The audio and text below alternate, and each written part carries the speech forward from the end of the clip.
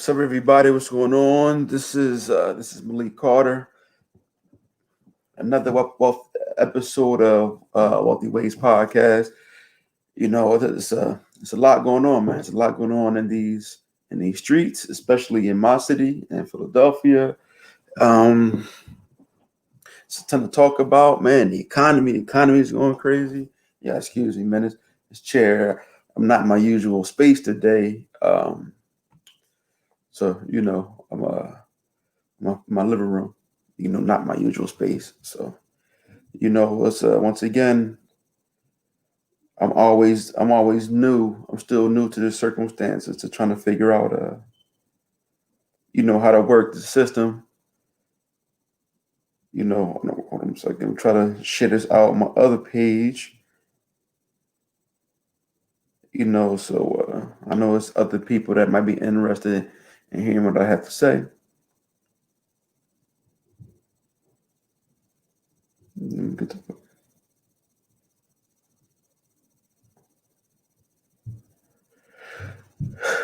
Right, so I said nobody's watching right now, so I don't feel rushed. No viewers. So let me go. Oh, here we go. Let me share that.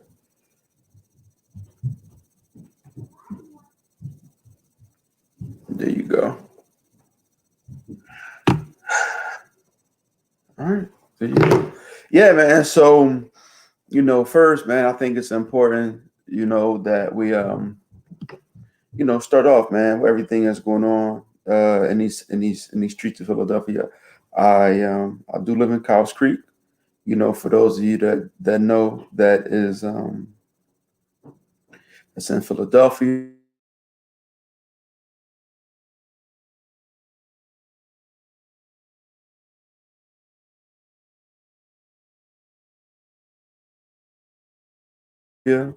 Helicopters, hovering above my head, because of the killing of the young man, Walter Wallace Jr. A lot of people sent me the footage, right? A lot of people sent me and I'm like, I'm just not interested in watching that. I'm not interested in, I'm not interested in watching another, young man gunned down. I'm not interested in, seeing any more live death, right? It's one thing to watch it. It's one thing to watch it on, a movie, but like to watch it in real life, right? To watch not only, a young man pass, but to, be killed in front of his mom, that's a whole other circumstance, right? So I definitely, don't want to see that. So have to tell people, just please don't send it to me. Just please don't send that to me at all. I'm not interested in watching that. Why would I have to protect like my psyche and my mind. I understand that people have like that's an important right. You can't formulate an opinion without seeing the footage. And I get that. And my opinion is it's unfortunate that the young man passed away. And I don't know whether it was, justified. I don't know what's under justified. They said he had a knife walking towards police. They said they could have tased him or they could have, you know, somebody, this is crazy. Somebody said, I watched on social media, somebody said, why didn't they shoot him in the hand? Why didn't they shoot him in the hand? Like, y'all watch entirely too many movies talking about why don't they shoot him in the hand. I was talking to somebody else, like when you're watching a movie and like and a cop shoots somebody in the hand, like that's the best of the best of the best of a fictional movie. What makes you think that a regular officer, the 18th district, can shoot somebody in the hand to shoot the weapon out of it? That just absolutely makes no sense, right? That they said that, But it's a good place that. Yeah, but so any rate, so that circumstance, so now like I said, for the past couple of nights, man, it's been like a lot of shooting in my neighborhood. I saw the couple blocks away. I saw the crowd of protesters. They ran the police off the block. They chased them away. That was interesting to see. And I guess people kind of wondered, like, okay, why do they use rubber bullets, right? Why do they use non-lethal force? And it's probably because if they don't, they're going to get chased. Like a whole bunch of cops, right, just got chased away. And there's a lot of like economic destruction. Like people already started to run in stores. They ran like all the pharmacies. What I actually did notice though is that the Rite Aid, my neighborhood at 53rd in Baltimore, not only did they close up and board, they're gone. They closed down. They took the sign. I was just in there 3 days ago, and they took the sign down from outside. There is no more Rite Aid, at that location at 53rd in Baltimore. And like I said, I go to that Rite Aid. That's not my primary, pharmacy or anything, but that's one less business in the neighborhood that had, I think, like 100% black employees. No, no, that's not true. There was one older white guy who I saw there sometimes, like a retiree, but every last person there, and the pharmacist, right? But all the lab technicians were black, all the cashiers were black. It had a black manager. It had, the stock guys were black. It was a black security guard, and now that store is gone. I mean, probably cost about 15 to 16 black people their jobs. So and I don't know how many other jobs, right, are going to be lost from this circumstance. And what we got to kind of understand, right, is what the police, they got to just do better. And I think the narrative that of the police always doing wrong, always getting away, like if that narrative wouldn't be there, then people wouldn't be so fed up. But what I will say is this: right now, we're seeing outside my neighborhood, it's nothing to do about Black lives, nothing to do about social issues, nothing to do with um, freedom, equality, and justice. Nothing to do with that. On one side, you have people that just want to steal, right, and loot and riot.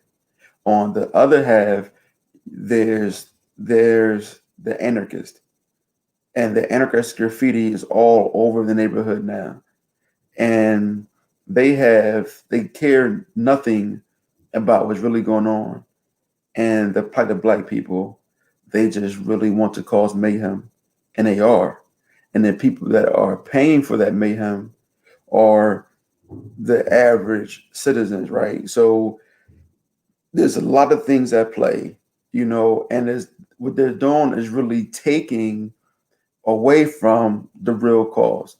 It's taking away from the real issue of social justice, of police violence, and any ground that we've gained is all being taken away and corrupted by largely anarchists. They're the ones, when you look at most of the arrests in Minnesota and Milwaukee, down in Missouri, like all these places, the people that are burning down police stations, and they're largely like white youth that are doing these things. It's not the peaceful protesters aren't doing that. Sure, some people get caught in the mix, but it's not that, and here on Wealthy Wednesdays, we talk about like the economics of everything. And today is just the economics of injustice. Like, how does that affect our communities? Like, how does it affect everything that's going on around us? And it was disheartening, man. I watched a young lady's boutique destroyed for a second time, and nothing to do about the circumstance, man. Like this woman, I don't know what I don't know what she did to get that place open, but I do know what it takes to open a business. I do know what it is to lose a business. I know what it is to succeed. I know what it is to fail. But to fail in your own merit is one thing. But to have to go out and make a statement that she can't fulfill any of her online orders because her store was looted by people that look like her in the name of social justice, it's a sad situation, man. And I don't like it. I don't like what's going on. You know, I understand like the rioting. We did get, some things done last trip. There's some things done in Chicago, not Chicago, but in Colorado, like some other laws were passed, and I don't know, man. But the government has to understand how they're complicit in the disorganization and the dysfunction, and the government has to admit that okay, we've been doing wrong. You know, we need to clear this up. Now, back to this officer or officers, I don't know how many it was, in the assistance. I have no idea what happened. Like I said, I don't know whether justified. I don't know whether it wasn't. I really don't understand the circumstance behind it. And what I am going to do is look at it from multiple sides right now. From one side, there's a gentleman with a knife and walking at you. Someone told me that it was 10 shots. I don't know what it was. Um, but was this officer trained to use? Are they even trained to use less than lethal force?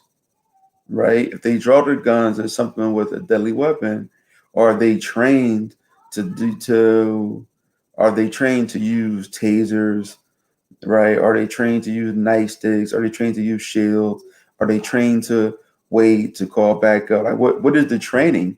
So the difficult part is to say, and Philadelphia does have a black commissioner, a woman at that, and before that it was another black commissioner who had to step down for other reasons. Um, so it's like, Philadelphia has, black police commissioners all the way from Willie Williams and, you know, Ramsey. And like, we have black police commissioners for a long time, and so it's like, what is the training? You know, can this police officer be disciplined for doing what he was trained to using deadly force? People say that a social worker should have been called out first. Police respond in 2 to 3 minutes. Who knows how long before a social worker could get there? And I'm sure social workers wouldn't want to be put in a circumstance to try to talk down a man who's having an episode when the man's own mother couldn't calm him down, right? And so, but we still have to look at the economic impact of that. What's it going to cost the city later? And which in turn going to cost like the taxpayers, what's it going to cost and like the fight for justice and injustice, like these things, now like to fight to struggle cost. I know I donate. Am I going to be somebody that's out marching and having a picket sign? Absolutely not. But I fund that. I fund Dream Defenders, right? I funded programs for that pay the bail for people arrested. I know my role, my role is not out in the streets carrying picket signs. Somebody has to fund the movement. That's what I choose to do. Everybody ain't gonna do it. I'm also a huge fan of Dr. Claude Anderson. Dr. Claude Anderson says that marching is useless. I don't think that's necessarily true, but he says we need economics. I'm a fan of Dr. Claude Anderson. That's why my revolution is economic. Everything that I do is teaching people about economics. Everything that I learn, I bring back to the people. It's like If I learn things at a high level that really should be taught younger, I bring it back so that all of us can learn from what I mean. I invest a lot in my education, from my college education, still paying student loans. I've taken courses, I pay consultants, and I bring that information all back to the people, and I'm still spending money. I'm in a course right now that I'm paying for, and I'm going to do another one probably later on. And I'm going to pay for more and more conferences that are now online. I'm paying thousands of dollars for, but I'm going to still bring that back to the people, right? So economic freedom, economic justice, to fight like that's more along the lines of me, of what I do this for. That's the reason why it's wealthy ways. So, but at any rate, I just really wanted to talk about that. I feel like the night was important to to mention the circumstance, and, like, when you look back in a few years, just understand, like, the part that you played, right? Were you sitting on the sidelines at the moment, or did you actually get in the rumble? You know, um, we got to look at it. But I will tell you this, man. We have to get this. We have to get. We can't have. There's no fight without the money. There is no. We have to get to the money, get to the political support, own the buildings, own the businesses. We can't complain about the unemployment rate if you can't even hire your brother.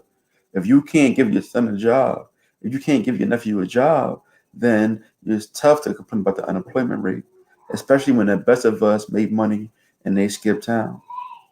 It's tough. But either way, man. Listen, thanks for those that tuned in. I appreciate you. Cows Creek League, Wealthy Ways.